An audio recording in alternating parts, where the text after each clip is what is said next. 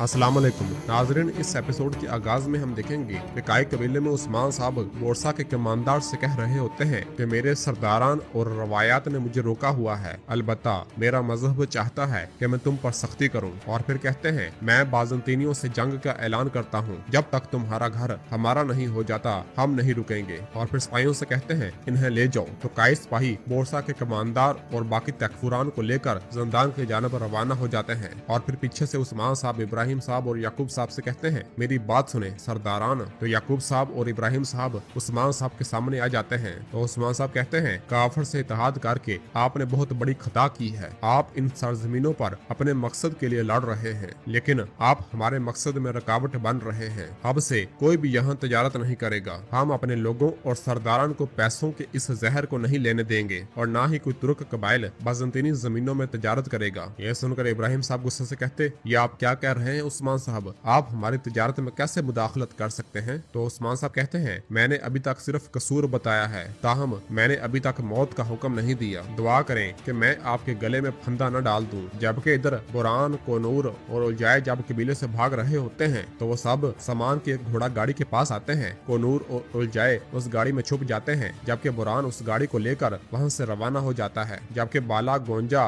और बाई संगूर भी उनका पीछा कर रहे होते हैं और उन्हें भागते हुए देख रहे होते हैं। जब वो कबीले से रवाना हो जाते हैं तो पीछे से गोंजा कहती उलजाय जाल में फंस गया है। तो बाई संगूर कहता हाँ वो फंस गया। कोनूर साहब ने इसे यकीन दिलाने के लिए बहुत मेहनत की है, अगर ऐसा ना होता तो फिर मैं कुछ करता। तो हसन कहता है कि सब ठीक हो गया है बाई संगूर अल्प, बुरान ने भी बहुत मदद की है और खुश होते हैं। और फिर गोंजा बाला से कहती है तो अब क्या होगा। तो बाला कहती है कोनूर और बुरान उस्मान साहब को हकीकत बताएंगे। जबकि इधर सरदारी खेमे के बाहर उस्मान साहब याकूब साहब और इब्राहिम साहब से कहते हैं कि जब तक हमारे पास आप जैसे सरदारान हैं हमें दुश्मनों की जरूरत नहीं है। देखें आपका गरूर, आपकी आरजुएं आपको कहां ले आई हैं, किसके लिए, सिर्फ इक्तदार के लिए, कुदरत के लिए। बताएं बदले में क्या मिला। और पूछते हैं अब आपके पास क्या है सरदारान। और फिर कहते हैं चलें मैं एक बात बताता हूँ, इन जमीनों में आपके हुक्म की अब कोई कीमत नहीं है, सिर्फ हम यहाँ के इर्द गिर्द तजारत करेंगे, सब कुछ हमारे मातहत होगा। बोरसा, एजनिक, कस्तंतीनिया, मशरक से मगरब और मगरब से मशरक, मैंने तमाम तजारत रोक दी है, अब कोई तजारत नहीं करेगा। यह सुनकर याकूब साहब कहते आप इस तरह कुछ भी करके हमारी तजारत रोक सकते हैं उस्मान साहब, आप हमारी तजारत को कैसे रोकेंगे। तो उस्मान साहब कहते हैं याकूब साहब मुझे लगता है कि आपको समझ नहीं आई, वो तमाम काफिले जो आप अपनी सरजमीन से भेजने की कोशिश करेंगे उन पर हमला किया जाएगा। यह सुनकर इब्राहिम साहब और याकूब साहब को निहायत गुस्सा आता है। और फिर याकूब साहब कहते हैं यानी आप बाजंतीनियों के साथ मिलकर हमारे खिलाफ ऐलान जंग कर रहे हैं, जो बातें आपने अभी कही हैं वो सब जंग का सबब बनेगी उस्मान साहब।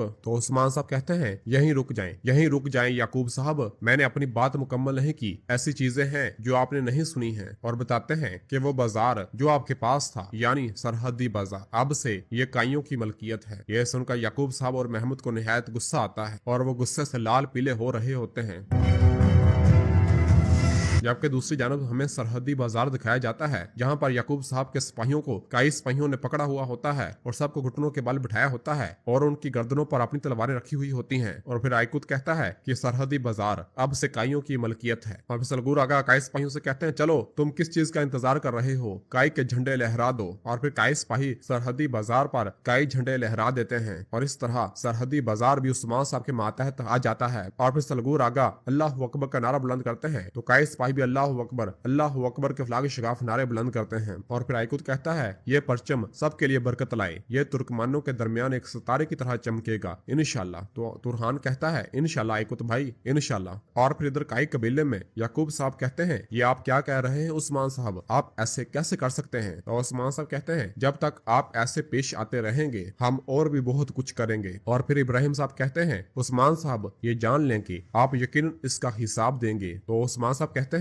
इसकी बजाय आपको हमें दुआ देनी चाहिए कि आपके ये सब करने के बाद भी हमने सिर्फ किला और एक बाजार लिया है। और फिर कहते हैं चलें शाबाश, सरदारान को खेमे की तरफ ले चलो, मेरा हुक्म जारी होने तक इनके साथ कैदियों वाला सलूक किया जाएगा। और सरदारान से कहते हैं चलें तशरीफ ले जाएं। और काई सिपाही जैसे याकूब साहब को पकड़ने लगते हैं तो याकूब साहब उन्हें पीछे हटा देते हैं। और फिर याकूब साहब और इब्राहिम साहब और महमद खेमों की जानब रवाना हो जाते हैं। और फिर पीछे से उस्मान साहब कहते हैं ए अजीम तुर्क सरदारान, जिस हाल को पहुंच चुके हो इसे देखो। और फिर इसी दौरान एक काई सिपाही उस्मान साहब के पास आता है और आकर कहता है, हजूर, दूर दराज इलाके से आने वाला कोई शख्स आपसे मिलना चाहता है। और फिर इसी दौरान एक सिपाही उस्मान साहब के पास आता है और आकर सलाम करता है। तो उस्मान साहब कहते हैं, वालेकुम सलाम। और वो काई सिपाही कहता है कि मैं आपके लिए तुर्क सरजमीन से सलाम लाया हूँ। उस्मान साहब कहते हैं, वालेकुम सलाम, हमारी तरफ से भी सलाम कबूल करें। तो आप दूर दराज इलाकों से आ रहे हैं, बताएं क्या शिकायत लेकर आए हैं। तो वो सिपाही कहता है, हमने आपकी जहाद की कोशिशों के बारे में सुना है, हम आपके शाना बशाना खड़ा होना चाहते हैं। तो उस्मान साहब खुश होते हैं और कहते हैं, आने वाला हर शख्स हमारे पीछे खड़ा होना चाहता है, मेरे पीछे नहीं, यहाँ मेरे साथ खड़े हो जाएं। तो वो सिपाही कहता, आप हमें रास्ता दिखाएं, हम आपके पीछे नहीं, हम आपके आगे खड़े होंगे। वक्त आने पर आपके मकसद के लिए जान तक कुर्बान करने से नहीं घबराएंगे उस्मान साहब। तो उस्मान साहब कहते हैं, माशाल्लाह माशाल्लाह, हाँ कोई जा रहा है तो कोई आ रहा है, शुक्रिया। और फिर कहते हैं, हमारी सरजमीन में आपको खुश आमदीद। तो वो सिपाही कहता, शुक्रिया हजूर।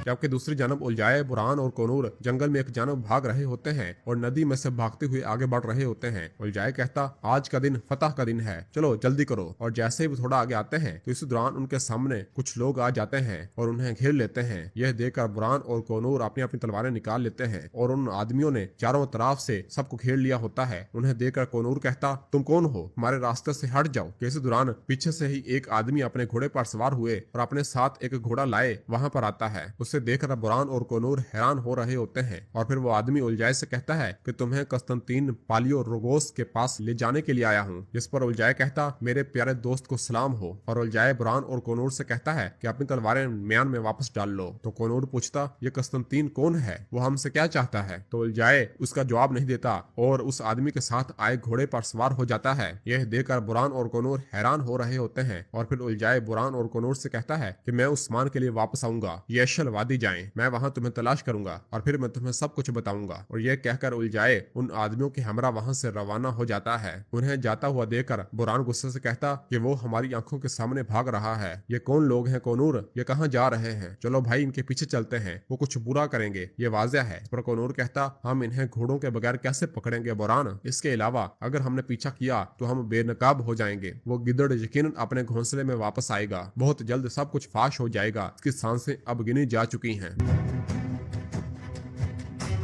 जबकि इधर काई कबीले में गुंदू साहब अपने सिपाहियों के पास आते हैं और कहते हैं, सिपाहियों फौरन घोड़ों पर तैयार हो जाओ, शाबाश, हमें बहुत काम करने हैं। तो उनके सिपाही कहते हैं, जो हुक्म, और वहां से रवाना हो जाते हैं। जबकि इसी दौरान अलाउद्दीन और उरहान गुंदू साहब के पास आते हैं। अलाउद्दीन गुंदू साहब के पास आकर पूछता, क्या आपके पास थोड़ा वक्त है। तो गुंदू साहब कहते हैं, आपने उस्मान साहब की बात तो सुन ही ली है, हमें बाज़ंतीन को बोरसा में लश्कर भेजने से रोकने की जरूरत है और मैं चंद कबीलों की तामीर के लिए सकारिया जा रहा हूँ। अगर आपने कुछ ज्यादा अहम बात नहीं करनी तो बाद में। और गुंदू साहब वहां से रवाना होने लगते हैं। तो अलाउद्दीन फिर उन्हें पुकारते हुए कहता है, गुंदू साहब, गुजरे 2 दिनों के वाकयात खुशकुन नहीं थे, मैं माफी चाहता हूँ। मेरा मतलब है कि मुझे आपसे ऊंची आवाज में बात नहीं करनी चाहिए थी। मेरे दिल में आपकी बुजुर्गी और तजर्बे का एहतराम मौजूद है, इसके अलावा हमें नाराजगियों की क्या जरूरत, इतनी मुश्किलात हमारे सरों पर मुंडला रही है, हमें एक होने की जरूरत है, ठीक है ना गुंदू साहब। तो गुंदू साहब कहते हैं, मैं मंगोलों के साथ बरसों तक लड़ा हूँ, मैंने बहुत खून देखा, बहुत सी अमवात देखी, मेरे लोगों के सामने एक सरदार का मुझसे ऊंची आवाज में बात करना काफी परेशान कुन था। और फिर कहते हैं, लेकिन अब आपने वही किया जो आपको जेब देता है और इसे ठीक किया, मैं भी माफी चाहता हूँ, मुझे आपके इल्म से नहीं उलझना चाहिए था। तो अलाउद्दीन कहता, अस्तगफिरुल्लाह गुंदू साहब, अस्तगफिरुल्लाह, एक दूसरे को माफ करके जो हुआ इसे भूल जाते हैं, ठीक है ना गुंदू साहब। तो गुंदू साहब कहते हैं, हम सब एक दिन इस कफन में लिपटे होंगे, मैंने आपको माफ किया, आप भी मुझे माफ कीजिएगा। तो अलाउद्दीन कहता है, शुक्रिया गुंदू साहब, शुक्रिया, लेकिन आप ऐसा क्यों कह रहे हैं। और इसी जगह पर एपिसोड खत्म करते हैं। मिलते हैं बहुत जल्द अगली एपिसोड के साथ। वीडियो को लाइक कर दें और जिन दोस्तों ने अभी तक चैनल सब्सक्राइब नहीं किया वो जल्दी से चैनल सब्सक्राइब कर दे और बेल आइकन यानी घंटी वाले निशान को भी प्रेस कर दे ताकि आने वाले एपिसोड्स आपको आसानी मिल सके। दुआ में याद रखें। अल्लाह हाफिज।